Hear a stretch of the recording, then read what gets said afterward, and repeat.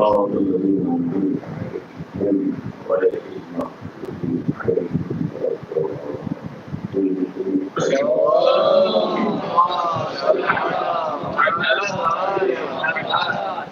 أعوذ بالله السميع العليم من الشيطان الرجيم. بسم الله الرحمن الرحيم. الحمد لله رب العالمين والصلاة والسلام على أشرف الأنبياء والمرسلين خاتم النبيين رحمة للعالمين أبي القاسم محمد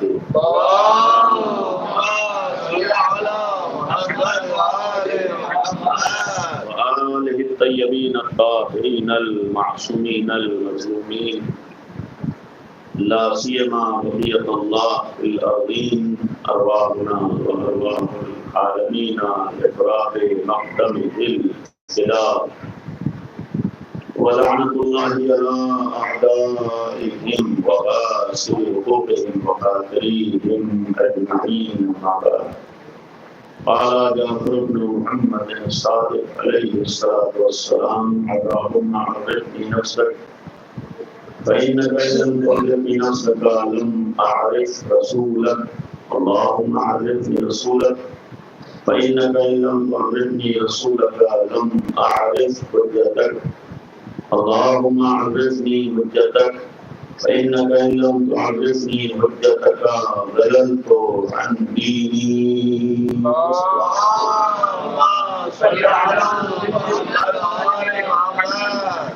فرزند رسول صلی اللہ علیہ وسلم بند علی اردول سرکار سے سرکار حضرت ابا عبداللہ حسین علیہ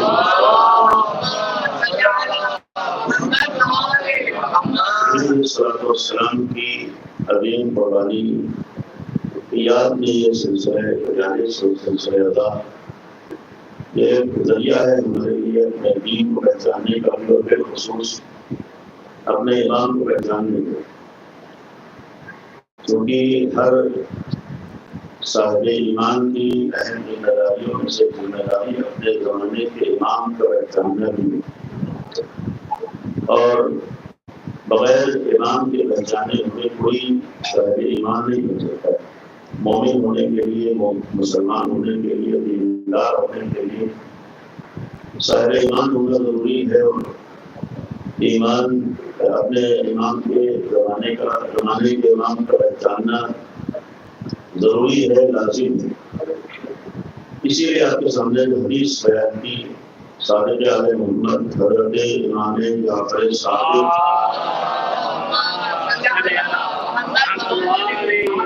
علیہ السلام کی، اور اسی حدیث کے ذیل میں مجالس میں امام زمانہ کے حوالے سے چند باتیں بیان کرنے کی کوشش ہے. اور کل تک یہ بات پہنچی تھی کہ امام کے لیے جو معرفت کی باتیں چند شرائط کا ہونا ضروری ہے، اور ہمارے لیے واجب ہے کہ ان شرائط کے ساتھ امام کو مانیں. امامت کا عقیدہ رکھیں، اور امامت سے مراد کیا کہ خلافت پیغمبر، یعنی امامت کی بات آتی ہے جہاں پر رسول کا خلیفہ، رسول کا جانشین مراد ہے. اور اولاً جس طریقے سے ہر آدمی رسول نہیں ہو سکتا ہے، ویسے ہر آدمی امام نہیں ہو سکتا. کچھ نہ کچھ شرائط نبی کے لیے ہیں، کچھ نہ کچھ شرائط رسول کے لیے ہیں، ویسے ہی کچھ نہ کچھ شرائط خلیفہ اور امام کے لیے بھی ہونا چاہیے. اور وہ شرائط ہمارے رحم کی طرف سے نہیں ہو سکتے، بلکہ وہ شرائط خدا کی طرف سے ہوں گے. ان شرائط میں سے چند شرائط میں بیان کیا تھا کہ پہلی شرط جس طریقے سے نبوت و رسالت میں ہے کہ نبی کو خدا بناتا ہے، اسی طریقے سے امام اور خلیفہ کو بھی خدا ہی بنا سکتا ہے، جس کو ہم لوگ منصوص من اللہ کہتے ہیں، یعنی اللہ کی طرف سے معین کیا ہوا. اللہ نے جسے امامت دی ہو، اللہ نے جسے امام بنایا ہو. اور دوسری شرط اس کے ساتھ ساتھ جو بیان ہوئی، جو امام ہو یا جو نبی ہو یا رسول ہو، اس کے لیے قسمت شرط ہے، معصوم ہونے شرط ہے. معصوم ہونے کے معنی یہ ہے کہ اس سے غلطی کرنا دور کی بات ہے، غلطی کا امکان دینا ہو. یعنی ہم ایسے کو رہبر مانے، ایسے کو رہنما مانے، ایسے کو امام و خلیفہ مانے جس کے بارے میں پہلے یقین ہو جائے کہ جو غلطی نہیں کرے گا، اس لیے کہ جو خود غلط ہو وہ امت کی رہنمائی نہیں کر سکتا. جو خود گنہگار ہو امت کو گناہوں سے روک نہیں سکتے. اس لیے شرط ہے اور یہ عقیدہ رکھنا واجب ہے کہ خلیفہ کا اور جانشین کا اور امام کا معصوم ہونا ضروری ہے. عصمت شرط ہے، اس کے لیے بھی عقلی دلیلیں بھی ہیں، قرآنی دلیلیں بھی ہیں اور احادیث بھی ہیں. اور اس نے سر فہرست عرض کیا تھا کہ آیت ترتیب ہے جو عصمت کو بیان کر رہی ہے اور معصوم ہونے کو بیان کر رہی ہے کہ امام کا اور جانشین کا معصوم ہونا لازم ہے، گناہوں سے پاک ہونا لازم ہے. اور تیسری شرط جو امام کے لیے ہے وہ ہے علم کا. یعنی امام وہی ہو سکتا ہے یا نبی وہی ہو سکتا ہے جو عالم ہو، جو جانتا ہو. اس لیے کہ کبھی بھی لا علم جاہل رہنمائی نہیں کر سکتا ہے. جاہل سماج کے لیے مصیبت بن سکتا ہے لیکن کبھی رہنما نہیں بن سکتا. جاہل کے سماج میں مصیبتیں تو آ سکتی ہیں لیکن کبھی بھی ترقی اور کامیابی نہیں ہو سکتی. اور جہاں جہاں جس سماج میں، جس قوم میں، جس ملک میں جو اعلیٰ مسلط ہوتے ہیں وہاں سوائے برائیوں کے کچھ نہیں ہوتا ہے. اور یہ تو ہمارا مشاہدہ ہے کہ جاہل کے نتیجے میں سوائے نقصانات کے کچھ حاصل نہیں ہوتا ہے. ہو سکتا ہے نام ہو کہ اچھے دن آئے لیکن اچھے دن کے نام پہ برے دن آتے ہیں. یہ بھی یقیناً جب بھی رہبریت یا قوم کا کوئی لیڈر یا رہنما جاہل ہو جائے تو پھر سوائے نقصانات کے قسمت میں کچھ نہیں ہوتا ہے. اسی لیے شرط ہے کہ آدمی عالم ہو، پڑھا لکھا ہو. اور جہالت سب سے زیادہ سماج کے لیے بھی ناسور ہوتی ہے، نقصان دہ ہوتی ہے. جہالت کے نقصان دہ اس سے بڑھ کر جو الگ نقصان دہ سماج کے لیے ہوتے ہیں. آج اگر جو قوم کا حشر ہے، جو امت کا حشر ہے، نبی کے بعد جو صورتحال قوم میں آئی، اس کی بہت بڑی وجہ جو ہلاکت سے ممبر آ جانا اور جو ہلاکت سامنے آ جانا تھا. ورنہ اگر نبی کے بعد سے صاحبان علم کو رہنما بنایا گیا ہوتا تو یہ قوم کی حالت نہ ہوتی جو آج ہے. اور یہ بھی حقیقت ہے کہ قوم بھی اگر رسول کے بعد ہی انتشار کا شکار ہو گئی تو جو ہلاک کے نتیجے میں ہوگی. یعنی اگر امت نے پہلے ہی دن یہ طے کر لیا ہوتا کہ ہم کو صاحب علم کو رہبر ماننا ہے کہ قوم کا حشر نہ ہوتا جو آج ہمارے سامنے ہے. اس لیے کہ رسول اکرم ایک راستہ دکھانے کے لیے آئے تھے، 72-73 راستے دکھانے نہیں آئے تھے. یہ قوم میں 72-73 راستے بنے ہی وہاں سے ہیں جہاں سے قوم نے یہ بولا دیا کہ ہم کو جاہل کو رہبر ماننا ہے یا عالم کو رہبر ماننا ہے. یعنی اگر پہلے ہی دن یہ قوم نے طے کر لیا ہوتا کہ ہمیں صاحب علم کو رہنما ماننا ہے تو قوم انتشار کا شکار نہ ہوتی، قوم تفرقے کا شکار نہ ہوتی اور اس قوم میں 72-73 راستے نہ ہوتے. اور یقیناً رسول اکرم کے دین کا مقصد تمام امت کا ایک راستے پر چلنا تھا. صراط مستقیم ایک ہے، 10-12 نہیں ہے. صراط مستقیم سے صراط مستقیم کے لیے بنیادی شرط ہے کہ عالم ہو تو پھر وہ رہنمائی کر سکتا ہے. علم شرط ہے. اسی لیے ہمارے یہاں چاہے نبی ہو، رسول ہو، امام ہو، خلیفہ ہو، اس کے لیے تیسری بنیادی شرط، تیسری اہم شرط ہے اس کا صاحب علم ہونا ہے. اور صاحب علم کے لیے اس نے نقص کیا تھا کہ عالم ہونے بھی دنیا میں آ کر سیکھنے کی اسے ضرورت نہیں ہوتی. اس لیے کہ اللہ اگر کسی کو رہنما بنا کر بھیجتا ہے تو دنیا میں کسی کا محتاج بنا کے نہیں بھیجتا ہے. یعنی یہ نہیں ہو سکتا ہے کہ کوئی نبی ہو، رسول ہو، امام ہو، دنیا میں آ کر کسی سے سیکھنے کا محتاج ہو. اس لیے کہ جو کسی کا محتاج ہوگا وہ دوسروں کی رہنمائی نہیں کر سکتا ہے. لہٰذا یہ بھی شرط ہے کہ ایسا عالم ہو جو اللہ کے یہاں سے علم لے کر آ رہا ہو. یہ الہی کا حامل، اسی کے لیے ہم لوگ اردو میں ایک لفظ استعمال کرتے ہیں، علم لدنی کا حامل. علم لدنی کے معنی یہ ہوتے ہیں کہ اس کو دنیا میں آ کر سیکھنے کی ضرورت نہیں ہوتی ہے بلکہ اللہ اس کو علم دے کر بھیجتا ہے. اور یہی سے بہت سے لوگوں کو غلط فہمیاں ہوتی ہیں کہ جب ہماری بستی میں آ کے نہیں پڑھا اور ہمارے بیچ میں آ کے نہیں پڑھا اور ہمارے درمیان آ کے نہیں پڑھا کہ ہمارا جاہل ہے، تو ضروری نہیں ہے کہ کوئی آ کر ہمارے بیچ میں نہ پڑھے تو وہ جاہل ہو. یہ بدقسمتی ہے کہ آدمی کبھی کبھی پڑھے لکھے اور کائنات کے سب سے بڑے عالم کو امت جاہل سمجھ بیٹھے. یہ بہرحال بدبختیوں کا سبب ہے.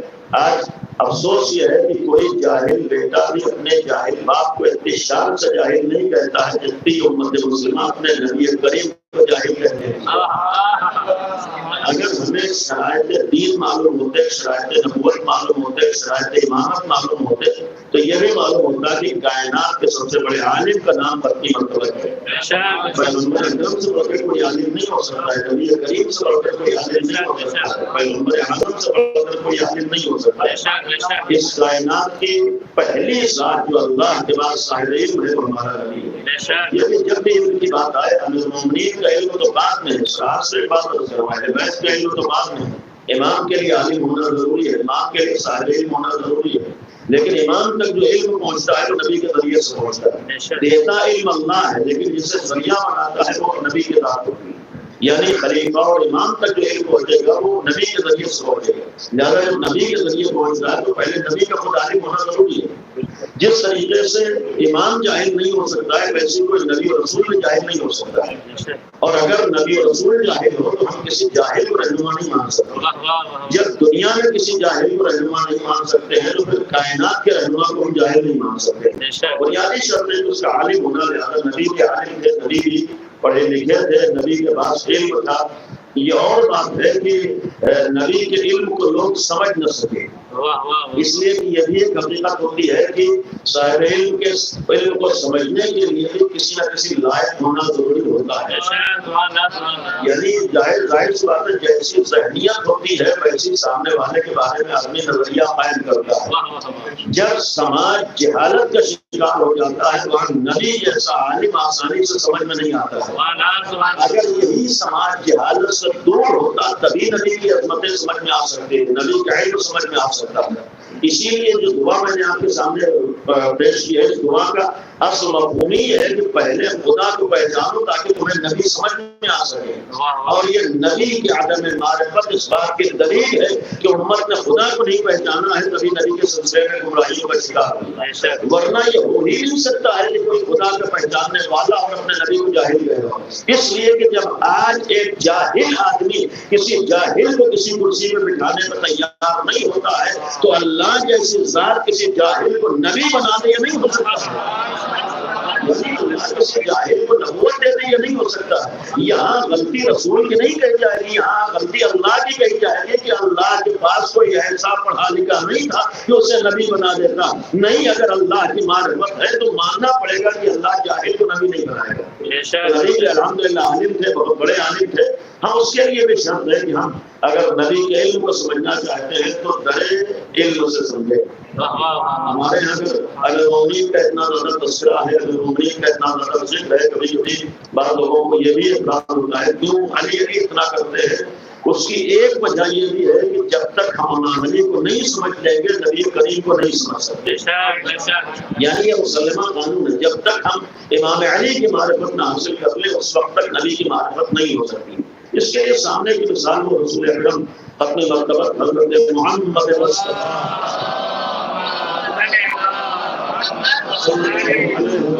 وسلم کو مشہور حدیث آپ نے سنی ہے، جہاں مدینۃ العلم وعلی البابها۔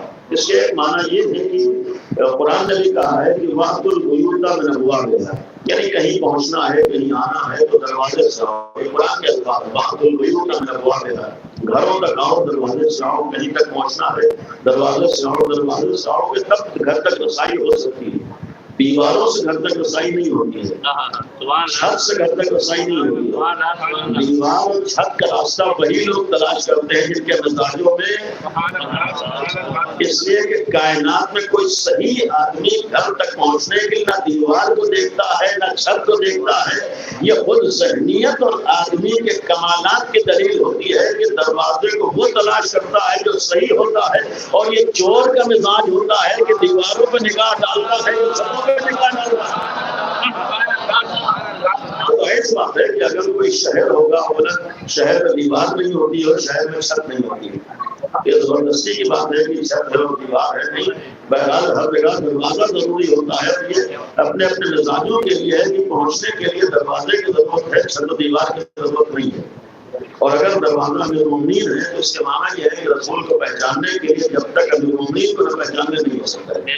اور سارے کمالات میں امیر المومنین کا مطلب ہی جو عرصیہ کے اطلاق ہوتا ہے امام علی کا مسئلہ اتنا کیوں ہے، یہ علی کیوں ہے، اس کی ایک بنیادی وجہ یہ ہے کہ پہلے ہم علی کو سمجھیں تاکہ ہمارے نبی سمجھ میں آ سکے. یعنی امیر المومنین کی پہلے معرفت ہو تک پیغمبر کی معرفت ہو سکے. لہٰذا علم نبی کے لیے بھی علم امیر المومنین کا پہچاننا ضروری ہے. اور یہ بھی سراسر کرو کہ امیر المومنین کا خود یہ جملہ ہے کہ علمنی رسول اللہ المبارک، میرے پاس جو علم ہے یہ رسول کا دیا ہوا ہے، مجھے رسول نے علم کے بعد سے کہا ہے، رسول اللہ نے مجھے علم عطا کیا ہے. یعنی مسلمات میں نہج البلاغہ مولانا کائنات کا جملہ ہے، جب جس نے علم دیا ہو یعنی حاصل کرنے والے ذات امیر المومنین ہے، یعنی جس نے سیکھا ہے جب اس کے علم کا یہ عالم ہے. یعنی جس نے علم سیکھا ہے وہ بیٹھ کے دعویٰ سلو نہیں کر رہا ہے، آج دنیا اس کے علم کو نہیں سمجھ پا رہی. یعنی مولا کائنات یہ کہہ رہے ہیں کہ مجھے جس نے علم سکھایا وہ نبی کریم. یہ خود اس بات کی دلیل ہے کہ پہلے علم علی کو سمجھو تبھی علم نبی سمجھ میں آ سکتا ہے. اور یہ نبی کے سلسلے میں دربدری کا سبب ہی یہ تھا کہ دنیا نے چونکہ در علی کو چھوڑا ہے لہذا نبی کے سلسلے میں گمراہی کا شکار ہے. اگر امام علی کو نہ چھوڑا ہوتا تو نبی کے سلسلے میں طریقے سے جہالت کی باتیں ذہن میں نہیں آ سکتی. یہی میں نے جملہ عرض کیا ہے کہ آج تو کوئی جاہل بیٹا بھی اپنے باپ کو اتنی شان سے جاہل نہیں کہے گا جتنا ہماری امت اپنے نبی اعظم کو بڑی شان سے جاہل کہہ دیتی ہے. ایک صلوات پڑھ لو محمد و آل محمد. لہذا شرط ہے عالم ہونا ہے، صاحب علم ہونا ہے. یعنی اگر عالم نہ ہو تو امام نہیں ہو سکتا ہے، عالم نہ ہو تو خلیفہ رسول نہیں ہو سکتا ہے. جس طریقے سے معصوم ہونا ضروری ہے ویسے ہی عالم ہونا. اور پھر یہاں علم کے لیے اگر غور کریں جیسے عصمت کے لیے ہے، ایک کا معصوم اعلان کر دینا ہوتا ہے کہ آج کسی کو کرسی میں بٹھا دیا، کسی کو عہدہ دے دیا اور کسی کو کوئی منصب دے دیا اور پہلے سے اعلان کر دیا کہ ان کے اندر صلاحیت ہے اور ان کے اندر علم ہے، تو دعویٰ کر دینا ہوتا ہے لیکن اپنی صلاحیت کا لوہا منوا لینا ہوتا ہے. یعنی عقیدہ رکھ لینا کہ فلاں فلاں ایسے ہیں لیکن یہ دعویٰ اور ہے، لیکن خود سامنے والا اپنے کمالات کا اعتراف کروا لے اور ہوتا ہے. اگر ہمارے ہاں اماموں کے لیے معصومین کے لیے مثلاً عصمت شرط ہے تو آپ پوری تاریخ میں کسی ایک دشمن سے کوئی ایک روایت ثابت نہیں کر سکتے ہیں کہ ائمہ اطہار کی زندگی میں کسی طریقے کے گناہ کا تصور پایا گیا. یعنی دشمنیاں تو ہوئی ہیں، مخالفتیں تو ہوئی ہیں، بہت سی روایتیں دشمنی میں گڑی گئی، یہاں تک کہ قتل کیا گیا ہے، لیکن کوئی ایک دشمن بھی آل محمد کے عصمت کے سلسلے میں کوئی کچھ نہیں کہہ سکا. یعنی ایسا نہیں ہے کہ ہمارا صرف عقیدہ ہے کہ وہ معصوم ہے، نہیں، انہوں نے اپنے دشمنوں سے اپنی عصمت کا اعتراف کیا ہے. یعنی دنیا میں آج کے زمانے میں کوئی کچھ بھی کہے گا، اس زمانے میں کوئی یہ نہیں کہہ سکتا ہے کہ ان کے اندر کسی طرح کی کمی ہے. یہی معاملہ علم کا بھی ہے. علم کے سلسلے میں پوری تاریخ ہمارے 11 اماموں کے سامنے ہے. 11 اماموں کے سامنے کوئی ایک نہیں کہہ سکا ہے کہ ان کے اندر کسی طرح کا علم کم پایا جاتا ہے. ہو سکتا ہے لوگوں نے ادھر ادھر لوگوں کو امام تو مان لیا ہو، لوگوں نے کسی کی امامت کا عقیدہ تو رکھ لیا ہو، لیکن اتنا ہر آدمی جانتا ہے کہ جتنے دنیا کے امام ہیں اگر انہوں نے بھی علم حاصل کیا ہے تو آل محمد سے علم حاصل کیا ہے. دنیا کے جتنے بھی ائمہ ہیں انہوں نے بھی علم حاصل کیا ہے، امام سے علم حاصل. اور پھر اس کا سب سے بڑا ثبوت تو یہ ہے کہ ہمارے جو سلسلہ امامت ہے امیر المومنین مولا کائنات حضرت علی ابن ابی طالب علیہ السلام سے جو سلسلہ شروع ہوا ہے. سب کو اعتراف تھا کہ امام علی پڑھے لکھے ہیں، عالم ہیں، صاحب علم ہیں. اعتراف کیا ہے امام حسن کے بارے میں بھی، امام حسین کے بارے میں. بالخصوص جب حالات کچھ سازگار ہوئے، یعنی امام محمد باقر علیہ السلام اور چھٹے امام جعفر صادق علیہ السلام، یعنی جب کچھ حالات سازگار ہوئے تب لوگوں کو کسی حد تک اہل بیت کے علم کا اندازہ ہو سکتا. ورنہ بہت سے ایسے موقع ہیں کہ جہاں حالات کی بنیاد پر لوگ ان کے علم کو نہیں سمجھ سکتے. یعنی عالم تھے لیکن ان کا علم حالات کی بنیاد پر لوگوں کے سامنے نہیں آ سکتا. لیکن جب کچھ حالات سازگار ہوئے تب لوگوں کو احساس ہوا کہ ان کے پاس کتنا ہے. اور یہی وجہ ہے کہ آج کے زمانے میں اگر 10-20 کسی کے 1 لاکھ پہ شاگرد ہو جائے تو تعجب کی بات نہیں. لیکن اس زمانے میں جہاں پڑھے لکھوں کی تعداد انگلیوں پر ہو، یعنی وہ زمانہ 1400 سال پہلے کا زمانہ، وہاں ایسا نہیں تھا کہ شاید پڑھا لکھا تھا. پورے شہر میں آج تاریخ میں موجود ہے. فلاں شہر میں 5 پڑھے لکھے تھے اور فلاں شہر میں 7 پڑھے لکھے تھے اور فلاں شہر میں 10 پڑھے لکھے تھے. جس ماحول میں ایسے حالات تو وہاں اگر کسی کے شاگردوں کی تعداد 4000 سے 12000 میں ہے، یعنی کسی امام کے چھٹے امام جعفر صادق علیہ السلام ان کے شاگردوں کی تعداد 4000 سے 12000 تک ہے. یعنی کم از کم جو تعداد ہے وہ 4000 ہونا 12000. اب کم از کم بھی اگر 4 لاکھ کسی کے شاگرد کم بات نہیں روبے اس زمانے میں. یہ اس کا مطلب ہے کہ لوگوں کو جب احساس ہوا ہے تب وہ کیا علم سمجھ گئے. یہ اسی طریقے سے 8ویں امام کا زمانہ جب ولی عہدی ملی، جب ولی عہدی ملی ہے تب لوگوں سے رابطہ ہوا ہے اور لوگ قریب آئے. اس وقت سمجھ میں آیا کتنے بڑے عالم ہیں. یہی وجہ ہے کہ جس طریقے سے 2 اماموں یعنی 5 اور 6 امام کے علم کا لوگوں کو کسی حد تک اندازہ ہوا، ویسے ہی 8ویں امام کا. اسی لیے اس زمانے میں 8ویں امام کا ایک لقب جو مشہور ہوا ہے عالم محمد. معمولی بات نہیں تھی، یعنی جو حکومت میں آیا ہے، جو اقتدار میں آیا ہے، جو ولی عہد بنا ہے، اس کی اس زمانے میں جو شہرت تھی وہ عالم محمد ہے. اس کے معنی یہ تھے کہ جب حالات سازگار ہوئے ہیں، سب سے پہلی صفت جو عالم محمد کی آئی ہے ان کا عالم ہونا سامنے آیا. یعنی جس چیز کو لوگوں نے اپنی نگاہوں سے دیکھا ہے ان کے علم کو دیکھا ہے. لیکن ایک قابل غور چیز ہے کہ ہمارے جو سلسلہ امامت ہے امیر المومنین سے لے کر 8ویں امام تک، یہاں تک تو بظاہر جب امامت پہنچی ہے تو یہ تو عمر کے اعتبار سے کسی حد تک پہنچ چکے ہیں. یعنی 8 اماموں کی امامت جب شروع ہوئی ہے، اس لیے کہ امامت شروع ہونے کے معنی یہ ہے کہ جب تک امام علی ہیں اس وقت تک امام حسن کی امامت نہیں ہے. یعنی اس معنی میں کہ جس کی امامت موجودہ زمانے میں ہو، ایک امام کے بعد ہی دوسرا امام ہوگا. یعنی جب تک مولا کائنات امام ہے، امام حسن کے امام بھی امیر المومنین ہیں. جب تک امام حسن امام ہے، امام حسین کے امام بھی امام حسن ہے. یعنی ایک زمانے میں ایک امام ہوگا. تو یہ 8 اماموں کا ایک زمانہ جو شروع ہوا ہے تو کم از کم بالغ ہونے کے بعد امامت شروع ہوئی. لیکن ہمارے ہاں 3 امام ایسے ہیں جن کی امامت کم سنی و بچپنے میں شروع ہوئی. سب سے پہلے ہمارے نوے امام محمد تقی علیہ السلام.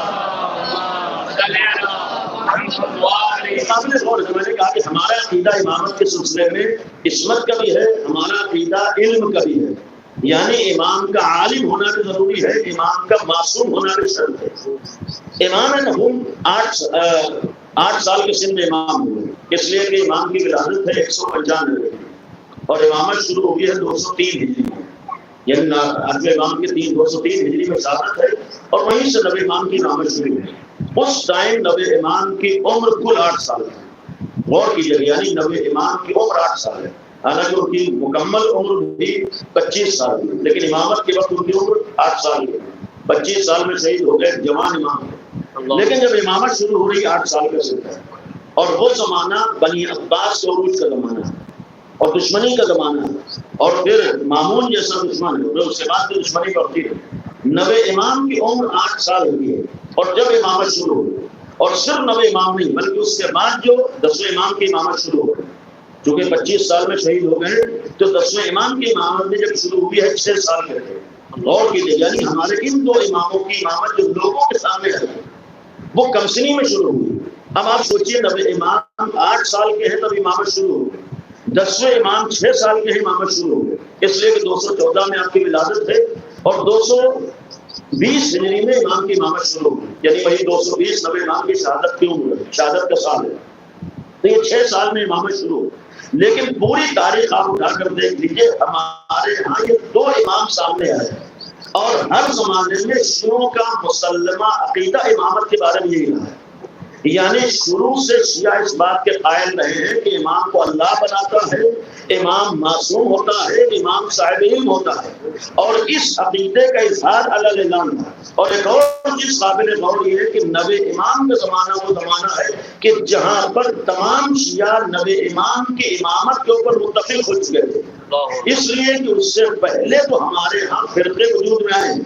یعنی اگر مومنین سے جو سلسلہ چلا ہے، کوئی 4 امامی ہو گیا، کوئی 6 امامی ہو گیا، کوئی 7 امام تک آ کر رک گیا ہے، لیکن 8ویں امام کے بعد اس سلسلے میں فرقے نہیں ہوئے. یہ قابل غور ہے. یعنی جو سلسلہ مولا کائنات سے چلا ہے اور 8ویں امام تک آیا ہے، تو جتنے لوگوں نے 8ویں امام کو امام مانا تھا ان تمام لوگوں نے 9ویں امام کو بھی امام مانا ہے. غور کیجیے، یعنی معمولی بات نہیں کہ اس زمانے میں تمام لوگوں نے 8ویں امام کے بعد اس کو امام مانا ہے جس کی عمر 8 سال ہے. اور صرف وہی نہیں ہے بلکہ اس کے بعد کے امام آ رہے ہیں ان کی عمر 6 سال ہے. یعنی تمام مومنین کا عقیدہ ان 2 اماموں کے بارے میں. اور جو دشمنی امام علی سے تھی، جو دشمنی امام حسن سے تھی، جو دشمنی امام حسین سے تھی، وہی دشمنی امام جماعت سے بھی تھی، وہی دشمنی امام نقی سے بھی تھی. یعنی وہی دشمنی باقی تھی. اس دشمنی کے باوجود کم سنی میں امامت سامنے آئی اور شیعوں کا عقیدہ یہ تھا کہ یہ بہت بڑے عالم ہوتے ہیں. اس کے باوجود کسی ایک دشمن سے تاریخ میں آپ کو یہ جملہ نہیں مل سکتا کہ کسی ایک نے یہ بات کہی ہو یا لکھی ہو کہ ان کے پاس وہ علم نہیں ہے جو ان کے باپ دادا کے پاس تھا. یعنی یہ معمولی چیز نہیں ہے. آپ سوچیں 8 سال کے سن میں امامت شروع ہو رہی ہے، 6 سال کے سن میں امامت شروع ہو رہی ہے اور تمام شیعہ اسی کو امام مان رہے ہیں اور اس کے دشمنی ہے. دشمنی کے باوجود کوئی ایک یہ نہ کہے کہ ہاں ان میں علم کمی پائی جاتی ہے. یہ خود اس بات کا ثبوت ہے کہ کسی کے لیے دعویٰ کر دینا اور ہوتا ہے لیکن دشمنوں کے درمیان اپنے کمالات کا اعتراف کروا لینا یہ اور ہوا کرتا ہے.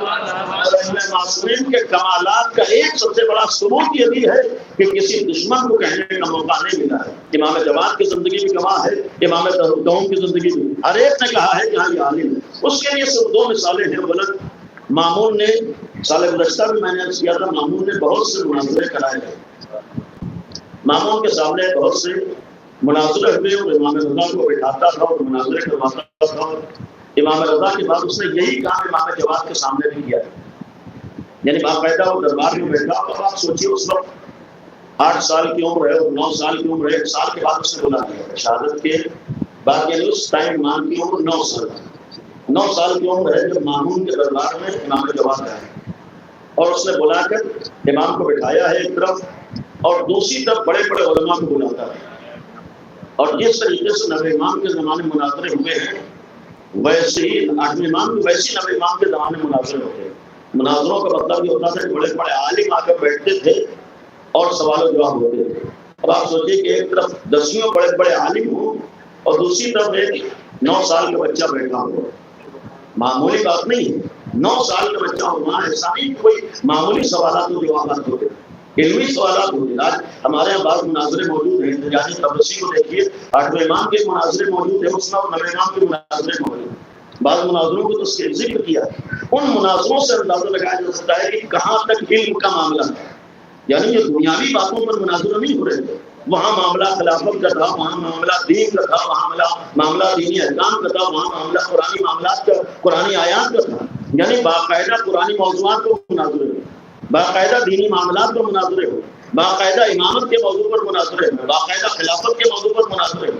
اور یہ بھی سال گزشتہ میں نے جملہ کیا تھا، حالات وہی ہیں. اس لیے پھر سے کہ مامون نے بھی جو مناظرے کرائے ہیں معمولاً اس کا ٹاپک موضوع امامت ہوا کرتا تھا. یعنی مامون نے جو مناظرے کراتا تھا اس کا موضوع یہ ہوتا تھا کہ امام علی افضل ہے یا دوسرے خلفاء افضل ہے.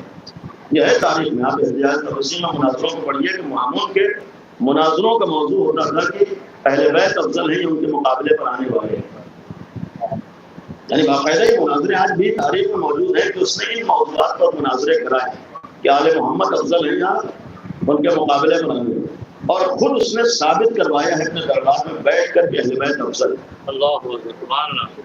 یعنی آج اگر مناظروں کو پڑھیے خود اس کے دربار میں ثابت کروایا ہے کہ اہل بیت افضل ہے اور بقیہ خلفاء افضل ہیں. یہاں تک کہ ایک مناظرہ خود مامون کا ہے کہ جس میں وہ خود سامنے بیٹھتا ہے اور بقیہ تمام علماء اسلام کو بٹھا کر امیر المومنین کی افضلیت کو اس نے ایک مناظرہ کیا، خود مناظرہ کیا.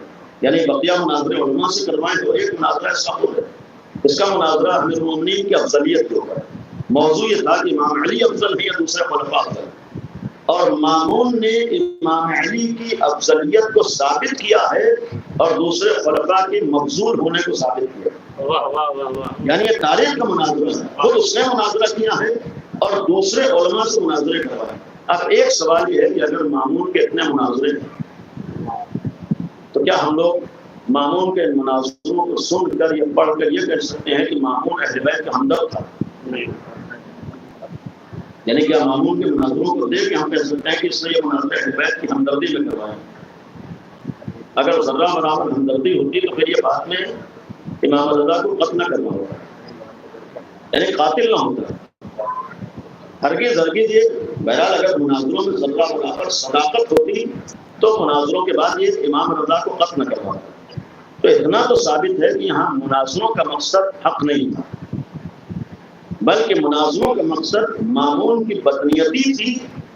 مامون کا ارادہ مناظروں سے نہیں تھا کہ امام علی کی افضلیت ثابت ہو جائے، ان کے مقابلوں پر آنے والوں کی مقصولیت ثابت ہو، بلکہ مامون کی نیت یہ تھی کہ اس ذریعے سے ہم سماج میں فساد پھیلا سکیں، اس ذریعے سے ہم امام رضا کے خلاف لوگوں کو کر سکیں، اس ذریعے سے ہم امام رضا کی جو علمی جلالت ہے اسے مٹا سکیں، ان کے خاندانی علمی پہچان ہے اسے مٹا سکیں، لوگوں کو ان کے خلاف کھڑا کر سکیں۔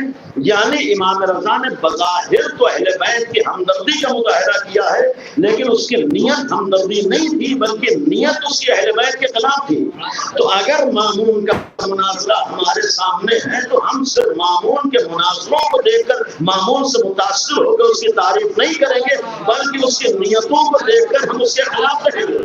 تو اگر تاریخ میں مامون جیسے کا مناظرہ موجود ہے اور ہم مناظروں کو دیکھ کے متاثر نہیں ہوں گے بلکہ اس کے ساتھ ساتھ اس کی نیت کو بھی دیکھیں گے، تو اگر آج ہمارے زمانے میں سوشل میڈیا پر بہت سے اچھے مناظرے ہو رہے ہوں تو ہمارے سامنے وہ تاریخ ہے کہ ہر مناظرہ کرنے والے کے ضروری نہیں ہے کہ نیت اچھی ہو۔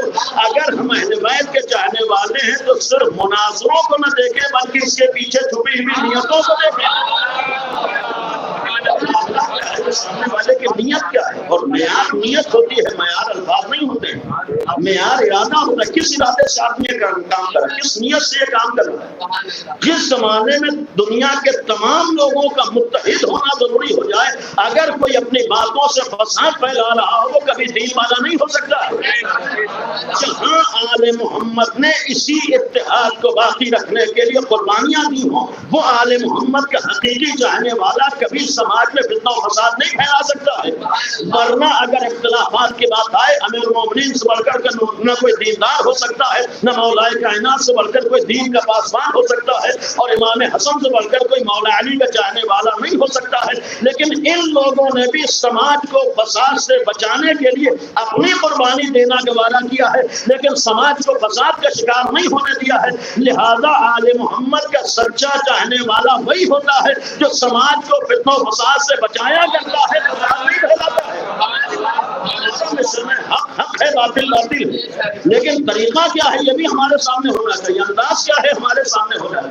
اگر اہل بیت کے ہم چاہنے والے ہیں تو ہمیں اہل بیت کی سیرت پر بھی عمل کرنا ہے، اگر آل محمد کے چاہنے والے ہیں تو آل محمد کے طریقوں کو بھی اپنانا ہے۔ آل محمد کی محبت کا مطلب یہ نہیں ہوتا ہے دل میں تو محبت ہو لیکن طریقہ اپنایا جا رہا ہو، نہیں، اگر جس کی محبت ہے طریقہ بھی وہی اپنانا ہوگا جو آل محمد نے اپنایا۔ محمد و آل محمد۔ چاہے مامون سے مناظرے ہوئے ہوں، امام جواد کے 8 سال میں مناظرے ہوئے ہوں، متعدد مناظروں کو آپ نے مشہور مناظرہ سنا بھی ہوگا، یحییٰ ابن اقسم کا، اس زمانے کا جو بہت بڑا عالم تھا، اور اس کا مناظرہ بہت مشہور ہے، کتابوں میں لکھا ہوا ہے، اور وہی ایک مناظرہ نہیں بلکہ کئی مناظرے ہیں۔ اور پھر اسی طریقے سے جب نوے امام کی شہادت ہوگی اور 10ویں امام کا زمانہ آیا ہے، 6 سال کی سن میں سوچے کہ 6 سال میں امام ہوئے۔ اس سال کا بھی ایک واقعہ ہے کہ جب حاکم کو پتا چلا کہ نوے امام کی شہادت ہوگی، بہرحال شہید اسی نے کروایا تھا، اب ان کا بچہ کم سن ہے اور امامت شروع ہو گئی، تو اس زمانے کا ایک واقعہ موجود ہے، اور متعدد کتابوں میں واقعہ یہ ہے کہ 10ویں امام کے لیے اس نے ایک راستہ اپنایا تھا، حربہ اپنایا تھا۔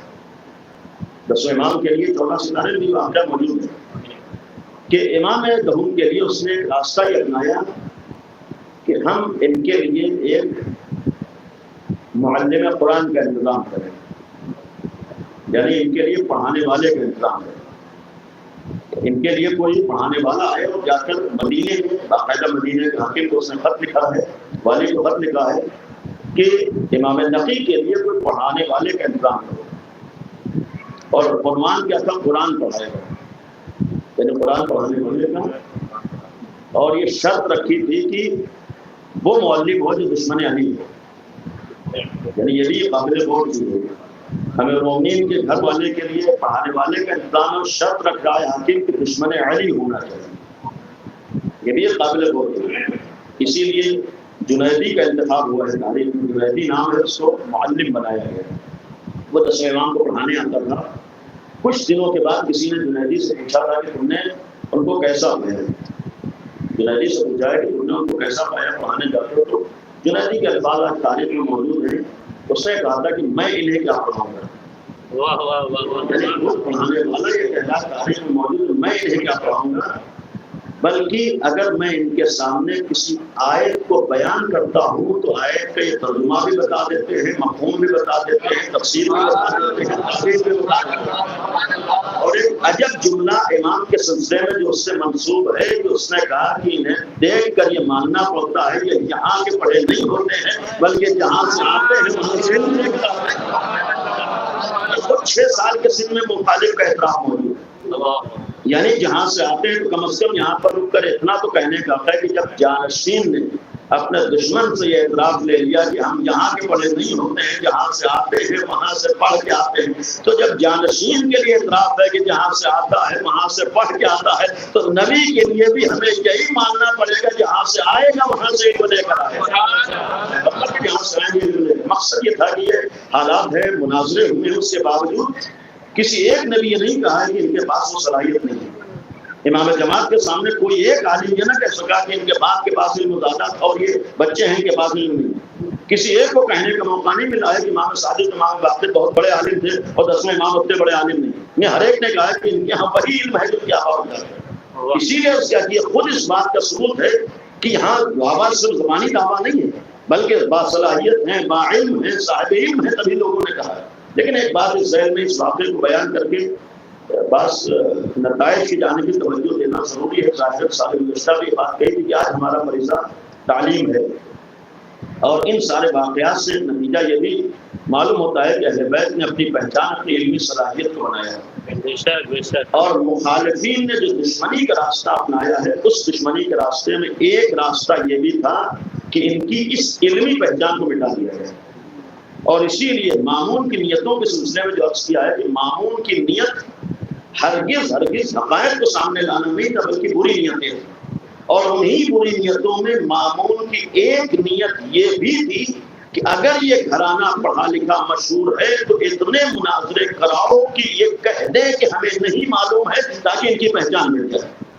یعنی ایک مقصد یہ بھی تھا، اور یہاں تک روایت ہے کہ ایک نشست میں ایک بیٹھک میں امام کے لیے 30,000 سوالات اکٹھا کیے گئے۔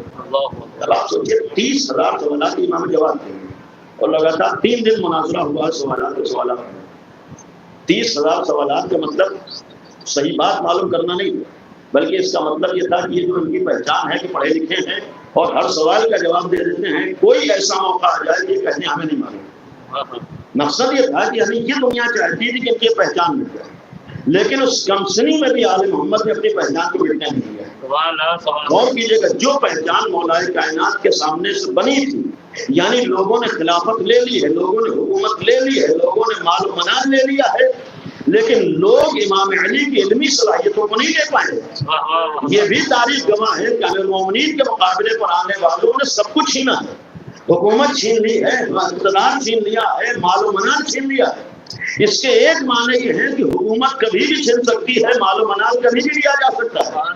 آج ضرورت ہے کہ ہم مال کی طرف جائیں، ضروری ہے کہ ہم زمینوں کی طرف جائیں، ضروری ہے کہ اپنی جائیداد کی طرف جائیں، لیکن اس بات کا بھی احساس رہے کہ زمین و جائیداد کا کوئی بھروسہ نہیں ہوتا ہے کہ کب وہ دشمن کی نگاہیں آ جائے۔ اور اس کا سب سے بڑا ثبوت، جب باغ فدق چھن سکتا ہے تو کسی کا بھی مال کبھی بھی چھینا جا سکتا ہے۔ فدق پہ قبضہ ہو سکتا ہے تو پھر زمین و جائیداد پہ کب قبضہ ہو جائے معلوم نہیں ہوتا ہے۔ اور آج دن تو قانون بنائی کرتے ہیں، یعنی آج دن تو قانون بنائی کرتے ہیں، لہٰذا زمینوں کو کوئی بھروسہ نہیں۔ اور تاریخ گواہ ہے کہ اہل بیت سے بظاہر مال بھی لے لیا گیا اور حکومت بھی لے لی گئی، اقتدار بھی لے لیا گیا، لیکن ایک چیز تاریخ میں کوئی اہل بیت سے نہ لے سکا، وہ اہل بیت کا علم ہے۔ اور یہ بھی توجہ کے لائق ہے کہ ان کے پاس دنیاوی کچھ نہ بچا، ظاہری اعتبار سے، اس لیے کہ حکومت نہیں ہے، اقتدار نہیں ہے، پیسہ نہیں ہے، مال نہیں ہے، اس لیے کہ ساری چیزوں پر قبضہ ہو کر، لیکن اس کے باوجود آپ کوئی ایک تاریخ کا موڑ نہیں دکھا سکتے جہاں پر امیر المومنین کچھ نہ ہونے کے باوجود کسی دربار میں گئے۔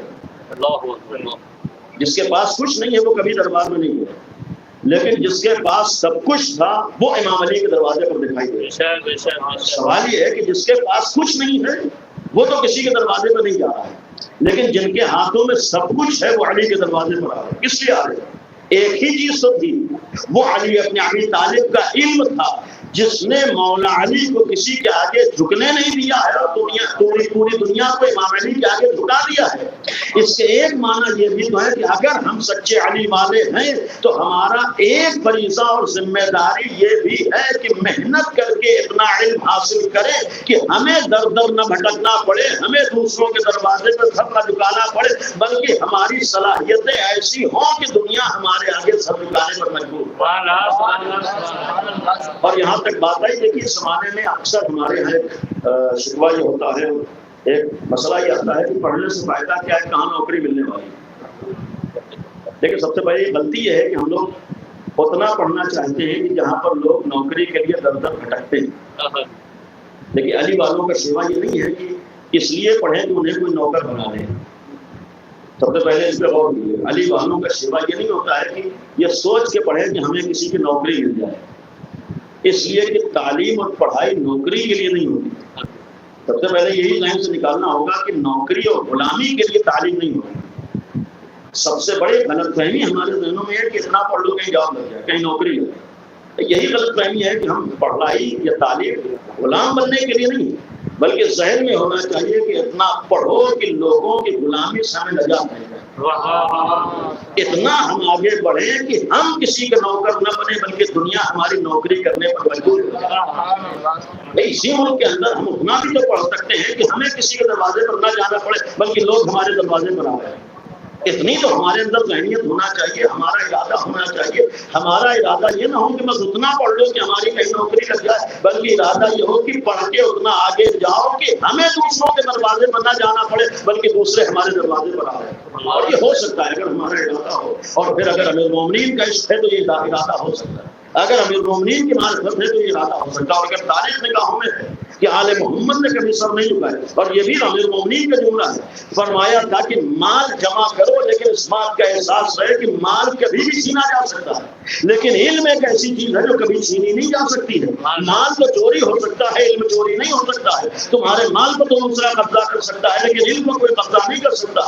اس کا ایک ثبوت ہم نے اس زمانے میں بھی دیکھ لیا کہ اگر آج ایران سر اٹھا کر عزت کے ساتھ کھڑا ہے تو ایمان کا دعویٰ تو کرنے والے 56 ممالک بھی ہیں، لیکن وہ لوگ سر اٹھا کر نہیں جی پا رہے ہیں۔ جبکہ اگر مال کے اعتبار سے دیکھا جائے، دولت کے اعتبار سے دیکھا جائے، جو مال و دولت ایران کے پاس ہے اس سے کروڑوں گنا زیادہ سعودی عرب اور دیگر اسلامی ممالک کے پاس ہے، لیکن آج یہ اپنی عزت کو بچا نہیں پا رہے ہیں، آج یہ اپنے وقار کو بچا نہیں پا رہے، بلکہ یہ کہا جائے یہ تو آج اپنی عزت نیلام کرنے کے اوپر مجبور ہے۔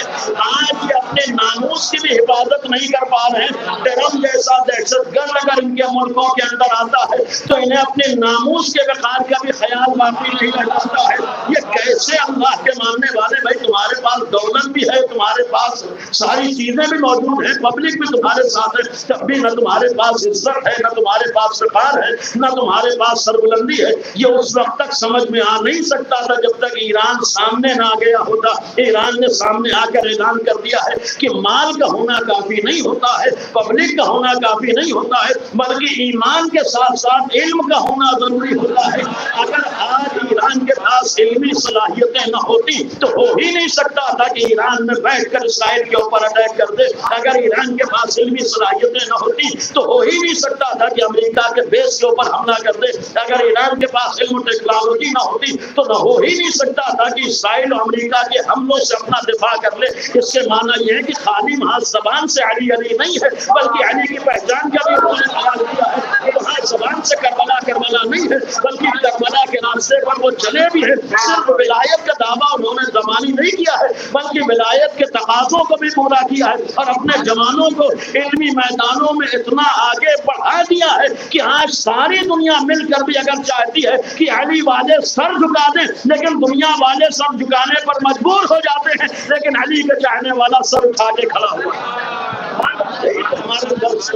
اور اس سے ہمیں درس لینا ہے کہ لوگوں کے مخالفت سے بھی کوئی کسی کو علمی میدان پیچھے نہیں کر سکتا. ہم یہ سوچتے ہیں مخالف ہے پڑھنے نہیں دیا جاتا ہے. نہیں, ایران کے اوپر کیا پابندیاں کم لگی؟ جس دن سے انقلاب ایران آیا کتنی مخالفتیں ہوئی, اور المیہ تو اس کا یہ ہے کہ صرف دوسرے ہی دشمن نہیں بلکہ ایران اور رہبر انقلاب کے تو بعض لوگ اپنے غلط فہمیوں کی بنیاد پر دشمن ہیں. یعنی یہ بھی تو افسوس کی بات ہے کہ جہاں پر صرف باہری دشمن نہیں ہے بلکہ انہی دشمنوں کی سازشوں کا شکار ہو کر بعض اپنے بھی مخالف بن جاتے ہیں. یعنی انہیں یہ بھی احساس نہیں ہے کہ کم از کم دشمنوں سے کسی کی اہمیت کو پہچان لے. آج سارا کفر اگر کسی کا دشمن ہے, سارا نفاق اگر کسی کا دشمن ہے, ساری وہابیت کسی کے دشمن ہے, ساری ناصریت کسی کے دشمن ہے, وہ یا تو انقلاب ایران ہے یا رہبر انقلاب ہے. اسی سے ہم پہچان لیں جہاں سارا کفر کسی کے خلاف کھڑا ہو, ساری دشمنی کسی سے ہو رہی ہو, کوئی آج فرقہ ثانیہ جو ایران کا دشمن نہ ہو یا رہبر انقلاب کا دشمن. کم از کم اتنا تو ہمارے اندر سوچ بوجھ صلاحیت ہونا چاہیے کہ اگر حلف سے نہیں اتر رہا ہے تو کم از کم دشمنوں کی آواز میں آواز نہ ملا ہے. اتنا تو ہمیں بہرحال غیرت کا مظاہرہ کرنا ہے کہ اگر اپنے کو علی کا شیعہ کہا ہے تو اس حد تک اپنے وقار کو باقی رکھنا ہے کہ ہم دشمنان علی کے ساتھ کھڑے نہ ہو. اس لیے کہ اتنا تو یقین ہے کسی علی والے کے خلاف زبان کھول کر صدیقہ طاہرہ کا دشمن تو خوش ہو سکتا ہے, کبھی حضرت زہرا خوش نہیں ہو سکتی. یعنی کسی بھی مومن کے خلاف زبان کھول کر کبھی بھی امیر المومنین خوش نہیں ہو سکتے ہیں, دشمن امیر المومنین ضرور خوش ہوتا ہے. تو اس میں تو ہمارے اندر اتنا شور جذبات میں بہ جانا اور ہوتا ہے, آج کے پروپیگنڈے کا شکار ہو جانا اور ہوتا ہے. امیر المومنین کے خلاف کیا کم پروپیگنڈا ہے؟ سب سے بڑا حربہ دشمن جو اپناتا ہے وہ پروپیگنڈے کا ہے. سب سے بڑا حربہ جو دشمن اپناتا ہے وہ غلط فہمیوں کا ہے. شام جیسی جگہ پر پروپیگنڈا ہی تو تھا کہ جب امیر المومنین مسجد کوفہ میں شہید ہوئے اور لوگوں تک خبر پہنچی ہے کہ مولائے کائنات کو مسجد میں ضربت لگی ہے تو شام والے بڑے تعجب سے پوچھ رہے تھے کہ معاذ اللہ علی کا مسجد سے کیا تعلق تھا. یعنی اس حد تک جب امیر المومنین کے خلاف غلط پروپیگنڈا ہو, یعنی مولائے کائنات کے خلاف معمولی پروپیگنڈا واقعہ نہیں کیا تھا, اور انہی پروپیگنڈوں کا نتیجہ تھا کہ لوگ دشمن امیر المومنین ہو. تو اگر امیر المومنین کے خلاف پروپیگنڈا ہو سکتا ہے تو کیا علی کی اولاد کے لیے پروپیگنڈا نہیں ہو سکتا ہے؟ اگر مولائے کائنات کے لیے پروپیگنڈا ہو سکتا ہے تو علی کے راستے پہ چلنے والوں کے لیے پروپیگنڈا نہیں ہو سکتا. تو اتنا تو ہمیں معلوم ہونا چاہیے کہ ہم معاویہ کے پروپیگنڈوں کا شکار نہ ہو رہے ہیں, ہم دشمنان اہل بیت کے پروپیگنڈوں کا شکار نہ ہو رہے ہیں. اس لیے کہ دشمن آ کر کھل کر دشمنی نہیں کرتا ہے بلکہ ذہنوں کو خراب کیا کرتا ہے. لہٰذا یہ بھی ایک فریضہ ہے کہ ہم اپنی پہچان کو واقع رکھیں. عرض کر رہا تھا علم ایک ضروری ہے, علمی صلاحیتیں ضروری ہیں, لیکن انہی علمی صلاحیتوں کے ساتھ ساتھ آخری بات ہے, بات پرانی ہو گئی, یہ جو 10 امام کا میں نے واقعہ عرض کیا, پڑھنا بہت ضروری ہے اور یہ جذبہ ہونا چاہیے کہ ہم پڑھنے میں کسی سے پیچھے نہیں جائیں گے. طے کر لیں کہ ہمارے یہاں علمی صلاحیتیں بھی ہوں گی, تعلیم بھی ہوگی, پڑھائی بھی ہوگی, اور جیسے آپ اس 2 مہینے 8 دن میں الحمدللہ نام امام حسین پر 10 لاکھ روپے خرچ کر سکتے ہیں, تو اگر یہ احساس ہو جائے کہ جیسے امام حسین مجلسوں سے اور حصوں سے خوش ہوتے ہیں ویسے امام حسین سماج سے جہالت ختم کرنے سے بھی خوش ہوتے ہیں. یعنی جیسے اچھے حصے بانٹ دینے سے ہم کو ثواب ملے گا, ویسے ہی جو لوگ پڑھ نہیں پا رہے ہیں ان کو پڑھا دینے سے بھی ہم کو ثواب ملے گا. جیسے بڑے بڑے امام باڑوں سے ہم کو ثواب ملے گا, ویسے ہی اپنے تعلیمی مراکز بنانے سے بھی ہم کو ثواب ملے گا. اس بات کا ہمیں احساس ہو کہ ہمارا مشن کسی تہوار کو بجا لانا نہیں ہوتا ہے بلکہ عالمی مشن کو زندہ رکھنا ہوتا ہے. اور اہل بیت کا مشن سماج سے جہالت کا خاتمہ ہے. زیادہ یہ کہ ہم طے کریں کہ ہمارا کام صرف فرشادہ بچھا نہیں ہے بلکہ سماج سے جہالت کے ختم کرنا بھی ہے. جو پیسہ مثال کے طور پر ہم ذمہ میں خرچ کر رہے ہیں اسی طریقے سے احساس ہو کہ بقیہ جگہوں پر جو ہمارے یہاں پیسہ ادھر ادھر ضائع ہوتا ہے اسے بچا کر ہم اپنے بچوں کی تعلیم کے اوپر خرچ کریں.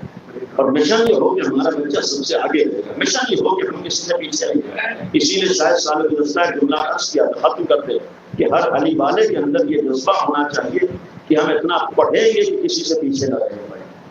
اگر ہم اپنے کو مولائی کہتے ہیں تو پھر کسی کو تعلیم میں آگے نہیں جانے تب ہمیں مولائی کہنے کا ہو، ورنہ کپڑے پہن کر مولائی اپنے کو ثابت کریں گے تو ہر ایک کر سکتا ہے، بال رکھ کر اگر اپنے کو مولائی ثابت کریں گے تو ہر ایک کر سکتا ہے، کڑے پہن کر اپنے کو مولائی ظاہر کریں گے تو ہر ایک کر سکتا ہے۔ تو یہ چیزیں مولا کی پہچان نہیں ہے۔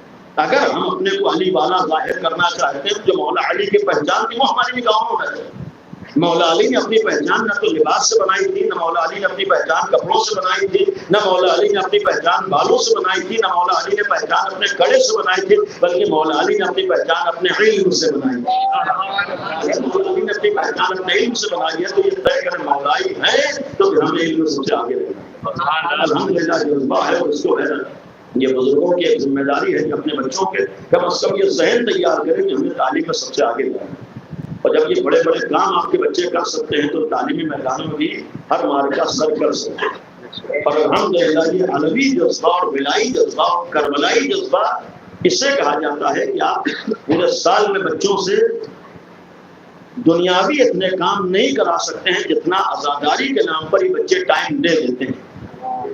آج کے حالات آپ دیکھ رہے ہیں کہ بچوں کو سادہ کسی کام میں مصروف رکھ لیں، آج کے زمانے میں آسان نہیں۔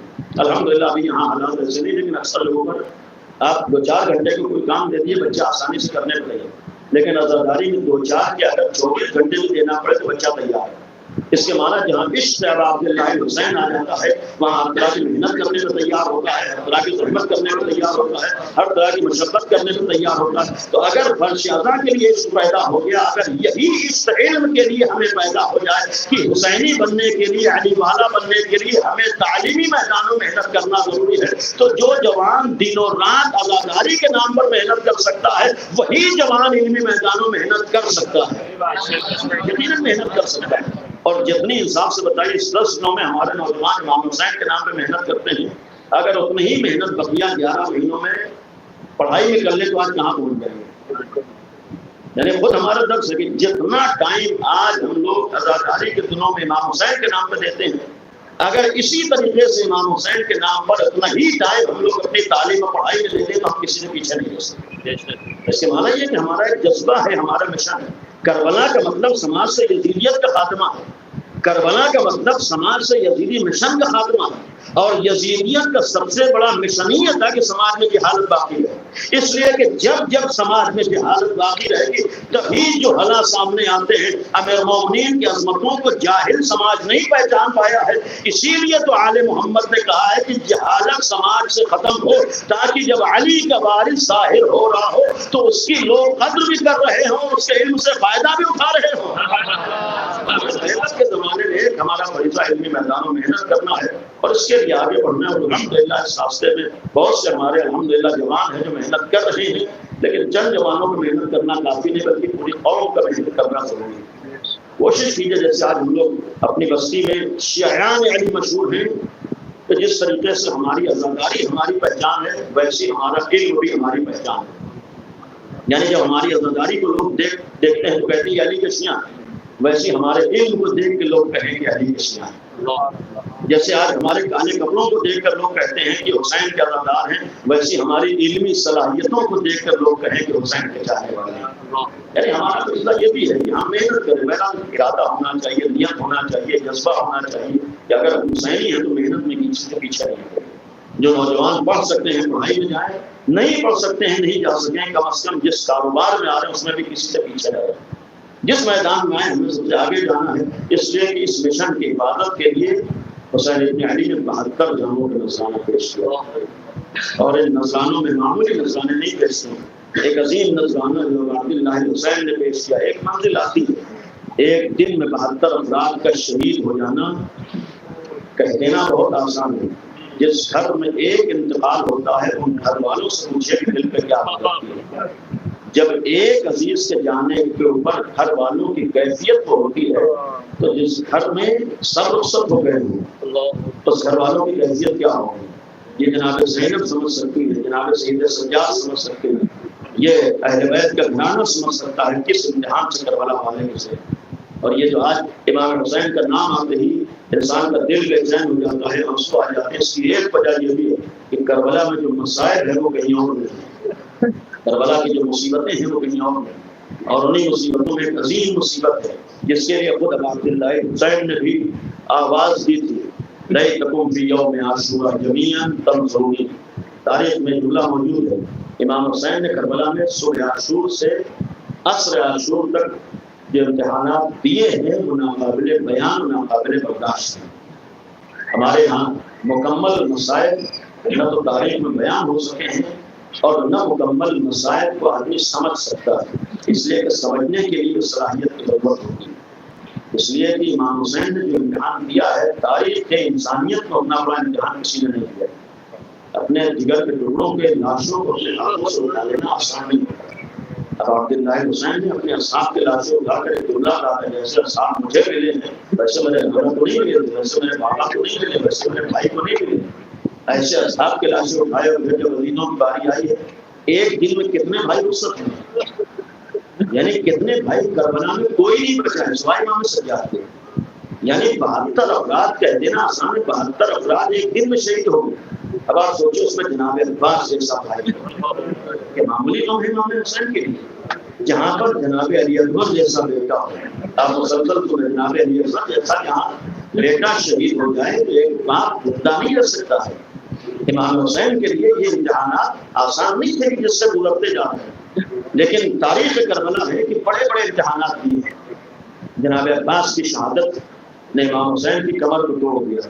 اس کمر کے ٹوٹنے سے ظاہری کمر مراد نہیں تھی، یعنی محسوس کیجیے گا یہ جو امام حسین نے فرمایا الان انکسر ظہری، انسان کے لیے بہت بڑا جملہ ہے۔ امام حسین نے جناب عباس کو یا سہارا تھے، جناب عباس کے بعد ایک عجب جملہ تاریخ میں نکلا ہے امام حسین کے لیے کہ امام حسین کو اس سے پہلے کسی نے اس کیفیت میں نہیں دیکھا ہے جو غازی عباس کی شہادت کے بعد دیکھا ہے۔ اس لیے کہ مولا عباس کے لیے ہے کہ امام حسین کے لیے سہارا ہے، بہت بڑی بات ہے۔ یعنی امام حسین نے جملہ فرمایا تھا بھیا عباس جب تک تم زندہ تھے کسی میں ہمت نہ تھی کہ ہماری طرف نگاہ اٹھا کر دیکھے، یعنی خود جناب امام حسین نے فرمایا تھا بھیا عباس جب تک تم زندہ تھے کسی دشمن میں ہمت نہ تھی کہ حسین کی طرف نگاہ اٹھا کر دیکھے۔ کل جو میں نے جملہ کیا تھا جس وقت اس مظلوم نے جملہ کہا ہے معذرت افل اپنا زہرا، یعنی جس وقت کسی کی توحید کرنا مقصود ہوتی تھی تو اس کو اس کے نام سے عرب پکارتے تھے۔ یہ جملہ اس وقت کہا ہے جب غازی عباس شہید ہو گئے، یعنی جب تک غازی عباس زندہ تھے کسی میں ہمت نہیں تھی اس طریقے کے الفاظ زبان پر لے آئے، یعنی اتنا روح تھا غازی عباس کا، اتنا جلال تھا جناب عباس کا۔ اب آپ سوچیے ایسے بھائی کے گزرنے کے بعد امام حسین کی کیا گزری، لیکن تاریخ میں کہیں نہیں ہے کہ اس بڑے امتحان کے وقت بھی مولا حسین نے کسی چاہنے والے کو پکارا ہوا۔ اور اس سے بڑا امتحان ہو رہا ہے جب 18 سال کا جوان نگاہوں کے سامنے زمین پر ایڑیاں رگڑ رہا ہو، ایک باپ کے سامنے بیٹا ایڑیاں رگڑ رہا ہو، نگاہوں کے سامنے جوان بیٹا رخصت ہو جائے اور پھر اکیلے باپ کو اپنے جوان بیٹے کا جنازہ اٹھانا پڑے، آسان نہیں ہوتا ہے ایک باپ کو اپنے جوان بیٹے کا جنازہ اٹھانا پڑے۔ لیکن اس وقت بھی مولا حسین کے یہ تاریخ میں کوئی جملہ نہیں ملتا ہے یہ کہو کہ ایشیو کاش کو کربلا میں ہوتے۔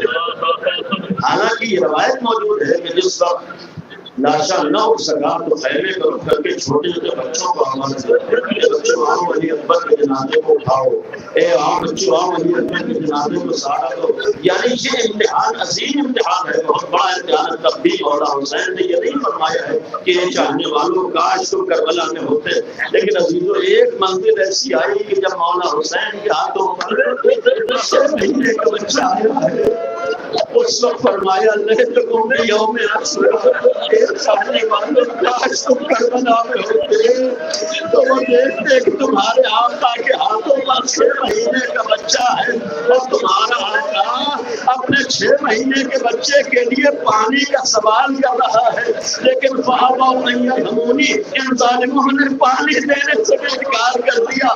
آج گلی میں کوئی بچہ انسان کھڑا ہو کر اپنے بچے کے لیے پانی مانگ رہا ہو، آج روڈ پہ کھڑا ہو کر کوئی پانی کا مطالبہ کرے، کوئی اس کا مذہب نہیں پوچھے گا، کوئی اس کا مسلک نہ پوچھے گا، ہر ایک اسے پانی پلانے کی کوشش کرے گا، چاہے جتنی نفرتیں پھیلا دی جائے، چاہے جتنا تعصب پھیلا دیا جائے، تب بھی جب بچے کا معاملہ آ جاتا ہے تو ہر ایک بچے کو تو پانی پلا ہی دیتا ہے۔ یہی تو مولا حسین نے فرمایا ہے کہ اگر دشمنی مجھ سے تھی تو 6 مہینے کے بچے کی خطا کیا تھی؟ ارے بچہ تو خود نہ آیا تھا، یہ 3 دن کا پیاسا تھا اور بچے نے اپنی پیاس کا اظہار بھی کر دیا تھا، لیکن تب بھی ظالموں کو رحم نہ آیا۔ اور ابھی تو شاعر نے سننے کا مفہوم کہ کاش تم کربلا میں ہوتے اور وہ منظر دیکھتے۔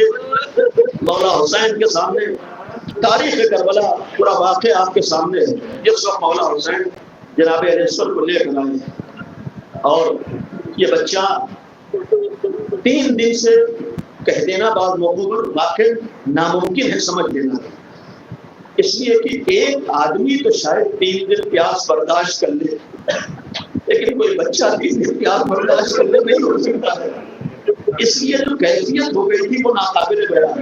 لیکن آخری موقع پر مولا حسین نے بھی جناب علیہ سے فرمایا تھا کہ میرے لال تم بھی حجت خدا کے لیتے ہو، ظالموں پر اپنی حجت تمام کرو، دلیل کو تمام کرو۔ یا عام الفاظ میں کہوں کہ ظالموں کو بتا دو کہ تم کتنے پیاسے ہو۔ اس وقت کے لیے علماء نے بیان کیا کہ 6 مہینے کے بچے نے ایک دفعہ لشکر کی طرف منہ کو پھرایا ہے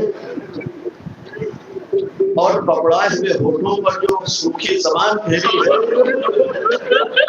یہ ایسا منظر تھا کہ جس کو دیکھ کر دشمنوں میں بھی کلبلی مچی ہے۔ آپ سوچیں کہ جس منظر کو دیکھ کے دشمن تڑپ جاتا ہے، اب عبداللہ حسین کے دل پہ کیا گزری۔ ایک واقعہ ہے شاید آپ کا سنا ہوا ہو، یہ امتحان آسان مولا حسین نے آواز دی، آقا حسین نے یوں ہی بولا۔